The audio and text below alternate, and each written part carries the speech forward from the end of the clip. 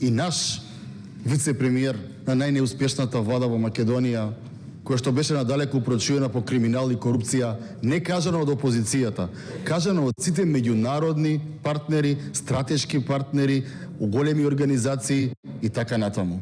Извинете, господине Битич, вие бевте втор човек во партијата која што нашиот стратешки партнер стави еден градоначалник од Струга на црна листа, до ден денеска сите членови на СДСМ се му гласаат на човекот и управо само кривични пријави добива.